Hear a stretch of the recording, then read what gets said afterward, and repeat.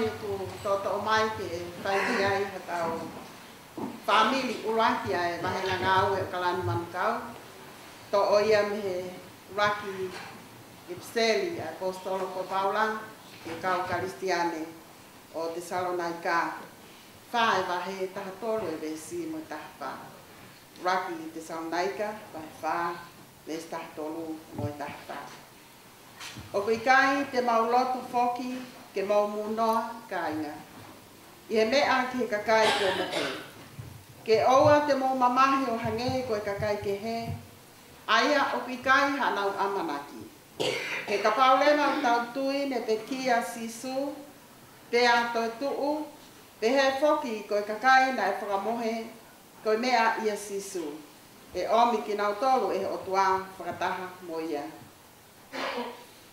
But we do not want you to be uninformed, brothers and sisters, about those who have died, so that you may not grieve as others do who have no hope. For since we believe that Jesus died and rose again, even so, through Jesus, God will bring with him those who have died.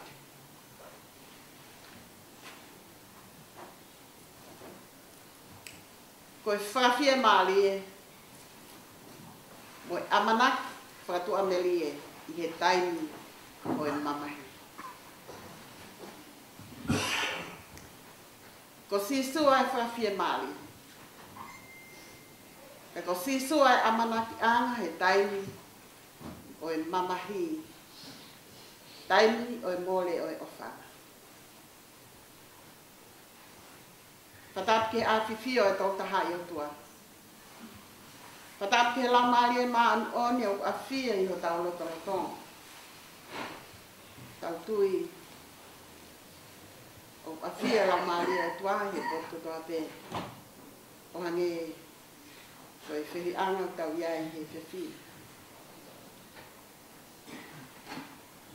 Patap ke ho e ki. Kata pehi o la paha.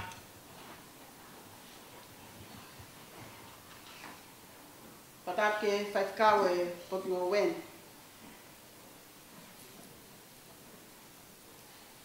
Faifekau a Luisa Paongo me lava mai me tonga. Ke tau kau whataha e tata ao ke whae whita koe. Faifekau tahilan. Ate whatap kia whaiva, Paongo, neongo koe whoha. Ka koe Faifekau sea. Ka kai kolo i Akosi, mai whanua hapai.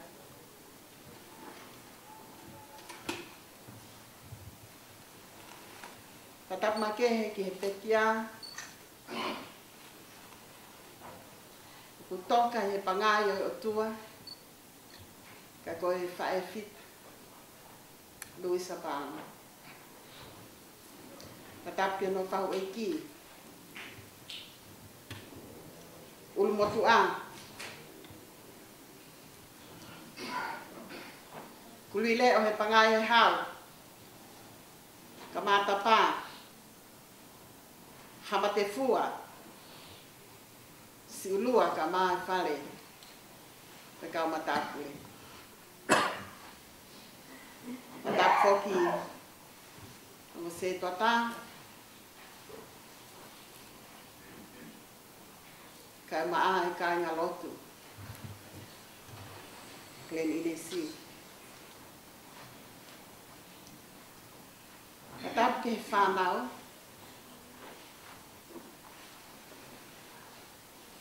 whaiva e penisa amanaki kau seti ka maa ko tapu. Kai ke hena ana ka maa matanga.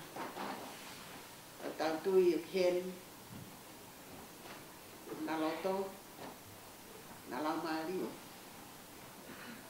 O fraos.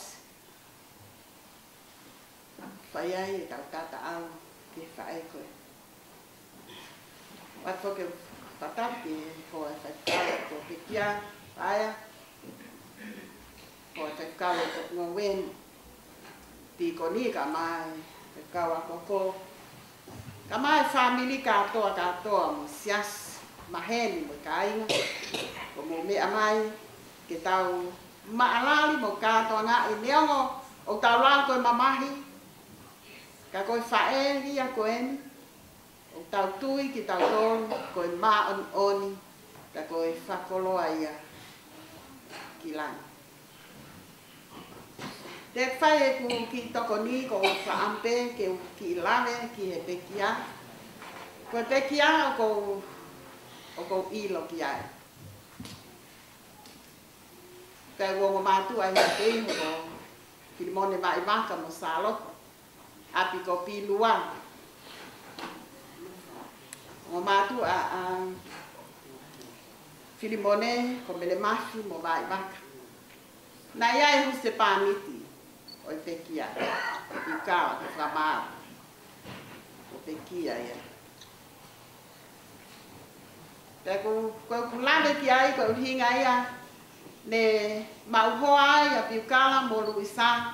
Ke na no fo pe a Luisa e kaunga apipe, ko api ko ni hate ho. Na ui ko pilua. Ko kaunga api ko fihoko mo pangalan na ia pekia. Ko ilo ki ai na wingai e na hoko. Ka hoko ko se paniti moi wai. Ko ilo ke fae ko ni ko fae de eva de alpi. De ekimuki. Ko fae lo mo u. Ai fae ko. Kana ku ilo ke fana. Leo ko mole ato se ko pet. Taha ia ngai ofe fine. Ka koe ni ai whanau. Ngai ofe fine ma ngai fo. Ngai ten mo ui. Nā ku whoki mai me tonga hili ai te kia o ku se pāniti. I e ngāwe i whasimoe afi. Ka u whoki mai no ki whanau. Ko e hene whae. E nines pau whaalana mai. Ko whae mo i whiawhia. Whiawhia ke whailoaki mo i whanili.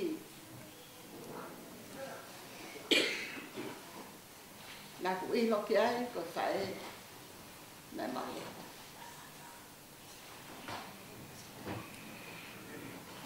Ki konga ki mui pe, ai ne mo ui. Tangata ia ko sino, kai ke toi lama mai mo akata. Ke loto.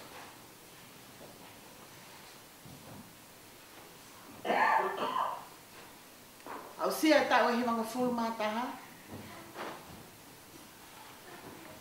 Laka ia he tau, tala noa kia e folfolang. Tau e fitu ngofulu, ya kalahi o tongu, ua au sia e tau e walu ngofulu. Te kua toi ovai. Au sia e tau e himanga fulu mataha. Ko tui ai ko au seki mo ako tapu. O i whanau, whaiva. Koe ke tonu ke tau toi mamaki. He kua wau ai whae ia koe ni. Tau hange e pe koe whalato lahi. Ko whai he apostolo ke kau lotu pe ko siasi o te sauna i ka. Koe ke loto ke nau munoa.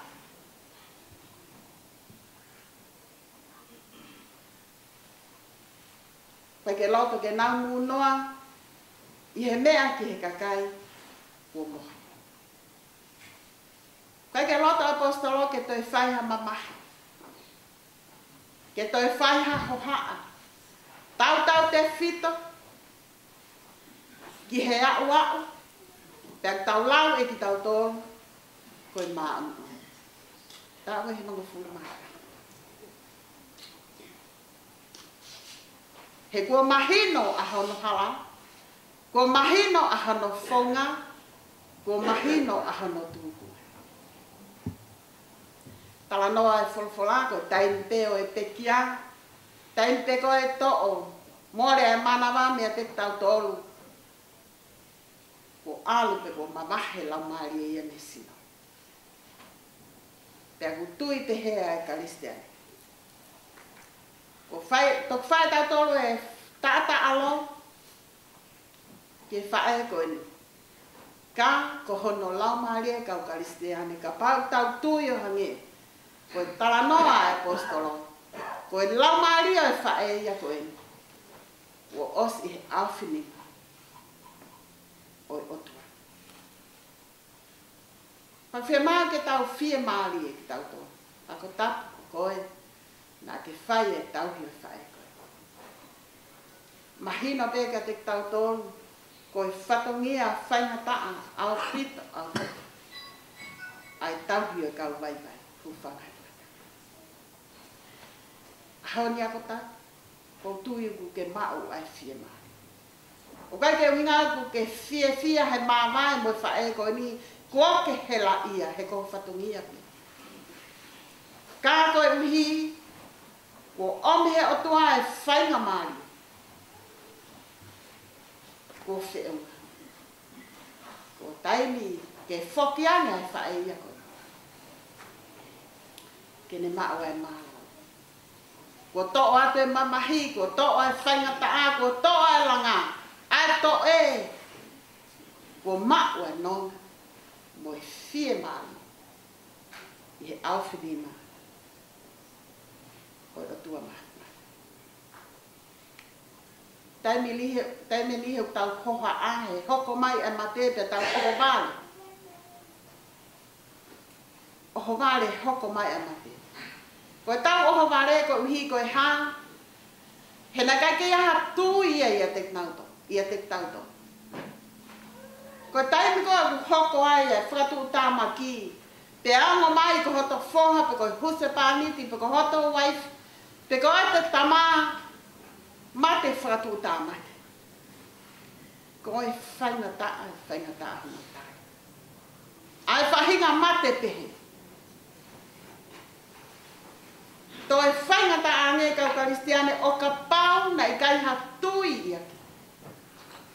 Ke Akosi Siutaisa.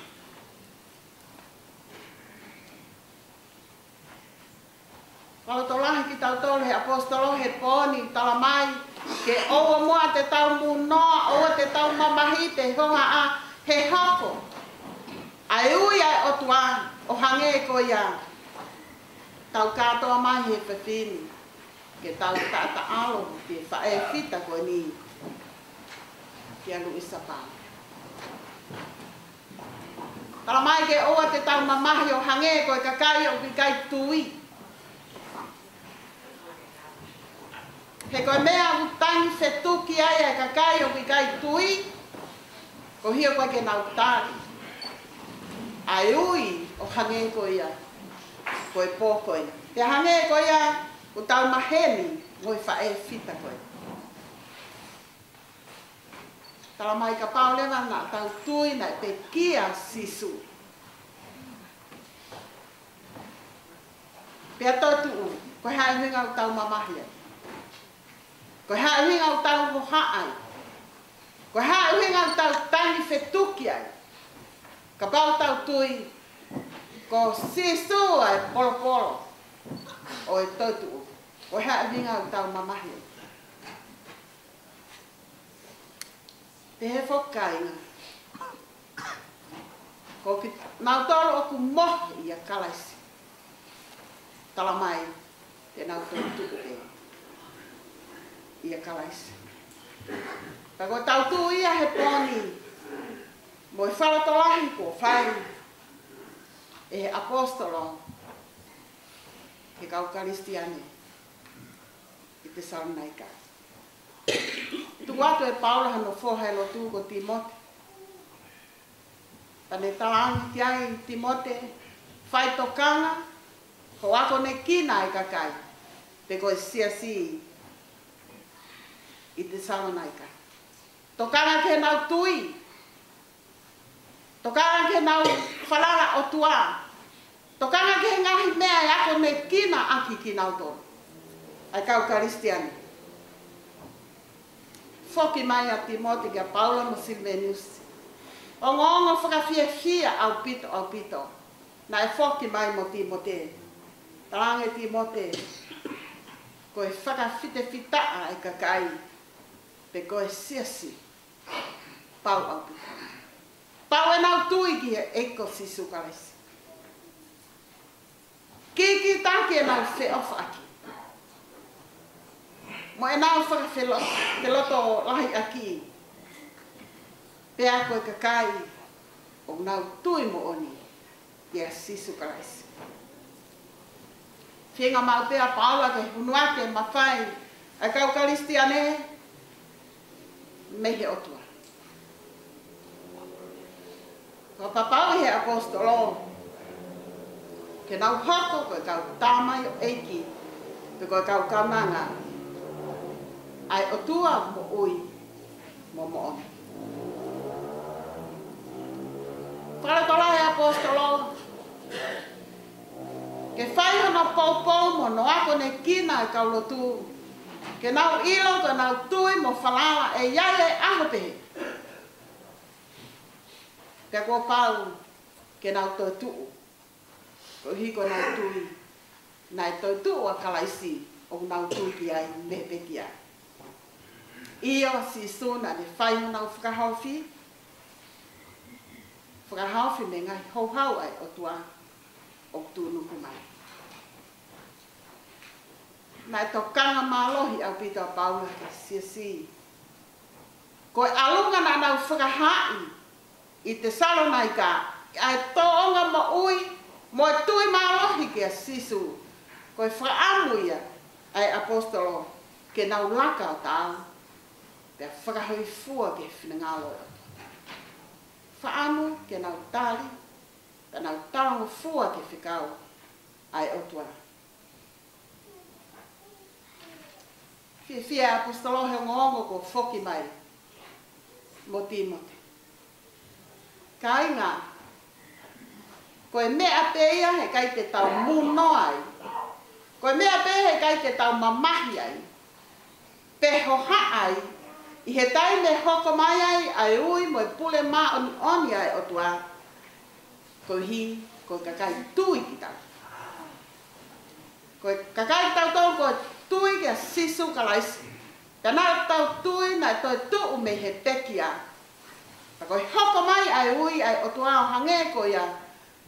Ko e fiafi koe ni. Ka iha mamahi. E tau ilo. Pau e hala e whae ia ko e. Pau apita hano hala. Pau apita mau he o tua. A hono lau mai. I he aha pēna e mamahi ai. Ai lau maari e. O e whae ko e ni mei hamasi. I he tūtu uni, mo i pūle tāwhataha ai otua. Ko mea nei whakaamu pia e apostol. Ke nau ilo, ko e tui mai whalana ke a sisu kalaisi. Pea whau hono alunga, pea whai hono whinangaloa, pea taongo fua ki me Faifekau. He kai aha ha. He kai aha mamahi. He kai me hoko mai ai. A ene pule. Mo ene ui kia te tautoa. O tautu e whakafoki mai he o. Ane whakatu. Ai ka kai ko mohi a sisu kares. He ko hina e hana. Hina na nofo ma. Nofo ma o e nau tui. Ia kalai sisu. Ko e whehui. Ko e hawinga o tau mana mahe ai. Ki he nani. Ko e hawinga o ku hulu atu ai e tau mamahe. He hoko mai. Ai ui mo e pule ma oni ai otua. Ko hipe nai kai te tautu. Ko hinga tau wili fia ke mate. He nai kai. Ko me au kai la toko lahi tai ko nau puke. Kai la pea hawe ngahi lea ke he tai ko mamahi mo langai. Ka kai ke tau whaam ke tau pehe he taimi. O tau puke ai pe tau koki he mamahi mo e whangata. Ke oha ke ngahi lea ke he. Mo ita he taime langa mo e mamahi. Ko uhi pe ko ika ke tui. Ko ke whaam ke tau tokoto puke. Pe hoka mai langa mo e mamahi. O whai ato ha ahi. O ku kai la mai toko tahi a kohe ngai lea ke. Whakaamu ai apostolo. Ke tau tui, ka pau te tau tui. He kai ke hoko mai a ngai lea ke. O ku mao bea nonga. O ku mao bea e fie mai. Ko hi ko te tui te eiki ko sisu Kraisi. Ka inga ka pau. He kai ke tau tui. Ko e whakano sia pelo tui au tau. Ka pau he kai te tau lotu tui kia sisu Kraisi. Ko hui ngai au tau kawai ke lotu. Ko e kula noa pe. Ko e whakaongo sia noa pe. E tau omu ke lotu. Ko hui ngai tau kau ke lotu. Ko sisu Kraisi. Ko ia ulo e sisi. Ko ia tau eiki. Ko ia pe ho tau whakamoa. Pak tau whakatua me lea ia e aho pehe. O ia e tau amanaki. O mo atuku. Ke more noa ho tau taimi. O ka pau he kai te tau. Whaawha tau lotu a tau. Whaawha malanga iau whai atu. O ka pau he kai te tau tui kia sisu Kraisi. Ka ko foto a sisu Kraisi me te kia. Ko ia e polopo. Ko pau be ke tau toi tuu kotoa. Aki nau tolu pe.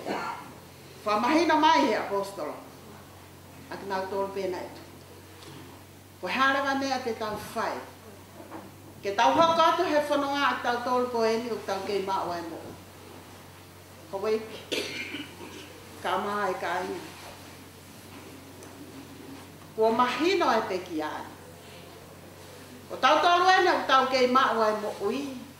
Ko ia o whaafai kia e toka ngā mo tau hoko atu he whanonga. Uki ki tau tolu e apostolo ke tau tolu. Tau tui ke eko sisu Kraisi. Ke tau whailelei he taimi ko toape, ko toape. Tau whailelei. Ta tau ai pepe koe haa. Neo ane whainga ta aka inga. Tau whenga peke tau whailelei. Te tau whai e whina ngalo e otua. O e whai vei ua e tau lotu. Mo e tau tui. Ke eko sisu Kraisi. Tau lotu mo whakatu amelie. He ko sisu Kraisi amanaki anga. Hili ai mo ui ko e ni. Hoko mai ai mo ui o tau. Ko mea pepu. Ai mua ke hoa e tau mo ui e tau toonga. Ko e whina ngalo e tua. O ta tau ai te tau kei mao e mo ui. I o tau api ko e ni. Pe. I o tau api he lau. Whaampe ke u whaamanatu ai. Tala noa ki ai. Aua Korinto. O e whamau. Aho te hoko mai ai a iki. Te tau tuu tau taho whamata. Ke ngahi mea kotoa pēna tau whai mama. Ko e whamanatu pēia e apostolo. He ko pau whoki. Ke whamau i tau taha ki tau tō. E kalaisi o whatatau. Kielele. Pe kovi na tau whai. Lo tonga e tau mao ai mo ui i o tau apiko. Oua te tau munoa kai. amo e apostolo ke tau tu. Ke tau tu i ka sisu kalaisi. Ko ka kai o ku mohi a kalaisi. Ko pau au kita. Te nau toi tu i a kalaisi. Ko i whainga maali e ia. Pe ko i whatu ameli e ia e tau kau ki lotu. Ka hauka mai ai aho pehe. Ko pau ke tau toi tu. Hena tau he tau tu i totonu. Te na tau whai e whingau. O e ko sisu kalaisi. Katai he o tua. O ne ome e whaka amanaki. Mo e whakatu ameli e ki e kakai o kutui ki ai. Ka hauka mai ai aho pehe ni. Ko pau e nau tautu. O whalahi atu kauseti. O whalahi atu whaiva. Ka mai ngai tō whawhilene ngai tō oa. O tō te hina. Oa te tau mamai. Oa te tau hohaa. He kua pau e hala ia o i whae whitaka. Ko tau tui.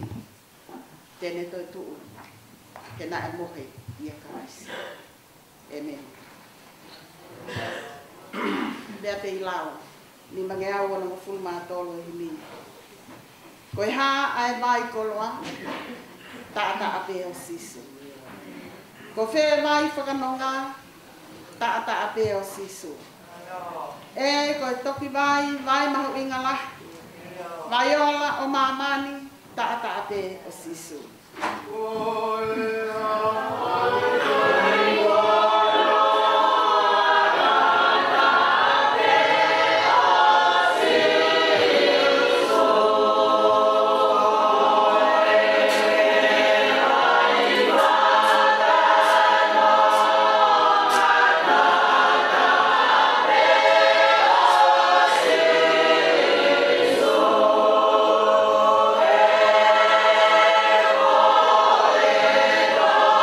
Yeah.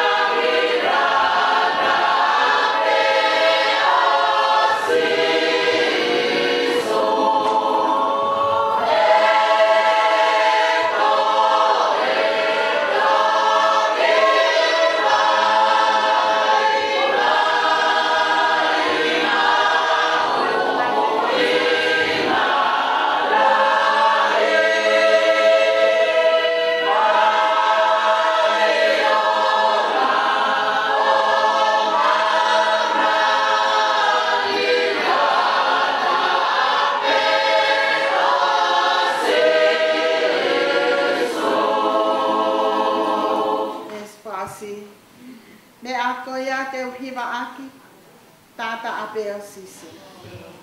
Lolotonga teu ilangi ta apea siso. E koe toki vai maha wingala, vai ola o mamani ta apea siso.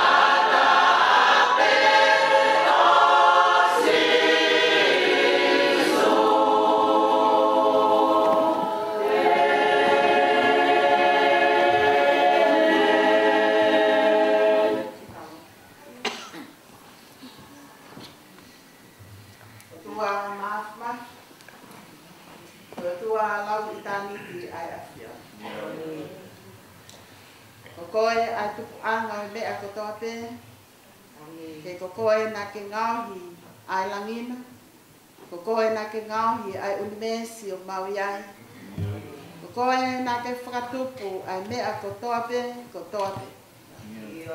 Kokoe na ke ngauhi ki mautolu whaahinga o e tangata, kia na ke awhio ki ai, mea kotoape pia ke wholafola, tā kuolelei au pito. Whawhetai, koe whahinga tangata, na ke lauia koe kalauni, pē koe uwaki, koe mea kotoa pē na ke whakatupu ki he mamani koe. Whawhetai o mautai maali e ai, whawhetai ki he awhiona, koe uhiu ke omi, ai ngahi lelei kotoa pē, ke maulawenga monua ai ke mautai maali e ai. Mau whawhetai ki he awhiona, ko hi ko atua lelei ko e mawaipe. Ko atua ofa whakaatu. Ko atua ko sihova siaila ai awhiona. Ko koe o pe tokonaki mea lelei mai kakai o kutui ki ho awhio. Ko sihova nisi ai awhiona. Kala mai he wholawhala ka hiki koe ki olunga. Mamata ki ai kakai ko toa pe. Ko ia tui, i kai mate, kai maua e mo ia o tainata. O si hawa si te kenu ai awhiona, o koe ai mā oni, ka ko whinangalo ki a te mau tolu, ke mau mā oni, ke mā oni aho awhio. Ko si hawa salome ai awhiona, ko koe nonga mo e whie mai, ko koe ai melino. O whinangalo ke mau hoko e kakai o whatu melino. Mau whawhetai he whiawhi koeni. Po ui ahi ki mau tolu he whae whita koeni Luisa Paongo. Ke mau whakataha mai ke whae e ngahi lotu ma ke. Ke mau tata ao ai ki a te ia. Ke mau ngona e ngahi tala noa melie mo maarie. Lolotonga na ne maua e mo ui i he mamani koeni. Koe waifi, koe whae, koe kui. Koe whae whita ka koe whiwhine ako naki. Aho si. Mau whamalo ki ho awhio. Whamalo he mau whae. Ka koe whae lelei. Mai taimali e. Ai Faifekau, Faiva. Ka mai whoto te hina. Kau seti ka maa ai ngahi te hina. E ngahi koloa lelei ne tō mai me he whae wheta koe. Nai lawe ai whoke e sisi. O mautala noa ki he whae longo mo ui. Longo mo ui he mea kotoa. Tau be ke mau whawhita i atu ki ho awhio. He omi hakau nanga pe he. I nasi ai e whanau mo e family. I nasi whoki ai e Faifekau mo e loto whare se si mo e se toa. O tua mafi. Mau whanau ke he wholawholahi whiawhini. Whalatolahi ki mau tolu he apostolo. Ke oa moa te mau mu noa. Oa moa te mau tae tokanga. Te aua te mau mamahi he taimi. O ku hoko mai ai ai ui mo pule maa oni ai awhiona ke te mau tolu. E whapapau i mai ho wholawhola. Ko ia ku mohi a karaisi. E toi tu ui a karaisi. Mau whawhitai he kokoa si sua e polopolo. Polopolo kinau tona e toi tu me he pekia. Ko i whalatolahia ke te mau tolu. Ke oa mua e mole tai aunga mau taimi. Mo e lotu o mau whai i o sisi. Ke oa e hoko ko e kula noa pe. Mo e whakaango sia pe. E mau kau i ho lotu o ka pau e kai te mau tui. Nā ke pe kia sisu. Pa nā ke tautu. E hoko e mau ngahi malanga ko e mea noa pe. O ka pau e kai i te mau mau e tui. Ka koe tui ke he eiko sisu karaisi. O tua mafi o mau whamalo atu. He whalatolahi ko whai ke te mau tolu mau kei mau ai muu. Ko pau e hala ia e whae whita koe. Mau tui ko ke puke puke. A hono lau maali. Whawhita iai ki ho afi. Fia ai e whanau. Fia ai e makapuna. Fia e Faifekau ho e ki ka mai ngo se to tamo e siesi. Fahu ka mai ulmotu a ka ngā mo e whami. Mau fia e tua na mau talape ai mo ui ai whae koe. He ngahi mea na ne whai. Rotonga na ne mau ai mo. Ko e haoni mau tataanga ki ai. Ka mau salute ki ai. He ko hina ne mau e tui mo e whalanga ke te koe. Te mau e nonga mo e fia maria e whanau. Ai family ka mai sisi. Ko mau tawaia he whiawhini. Ke ua e mamahi ho mau loto. O hange koe kakai o kai tui ki a te koe. Ka mau ai fia. Mau e nonga mo e fia maria. He ku ome o tua e palo mesi mo e talafu. Ko ia o ku mohi a kaisi kua pau apika e ne tautu. Ko ia tua mau whamalo atu he mau whurafua. Ko mau lotu ki he awhiona, ke whanonga pe mo whakawhia mai. Ai whanau ngahi makapuna. Ai whahu mo e family ko toate. Faifekau ka mai mo se tuata. Ho e ki ka mai sias mo kumau tō. Tuke ke mau whalaa, ka whaiwhanonga e mau tui. I he mamani ko eni, mau ilo ia e aho pe heni. I kai to ele e ia e pule, ma onia e a whiona ke te mau tō. Uki ki mau tō ke mau whai le leipe. Mau whai ho whinangalo. Ka mau talango fua ki o ngahi whekau. Lotonga mau kei mau e. Koe o mau lotu atu he whiawhini. Hapai atu e whanau mo e family ki a te koe. Ta kone mai atu e wā i taimi ko eni. Tu beke nau whai tui, nau whalala ki a te koe. Nau mau e nonga mo e whia maari e mihe o awhia. Toi pe aho a pongpongina. Pūri e fofonga e whai e koe. Kau mau tui e nau kei puke puke. A ngahi koloa lelei me tō meha no fofonga.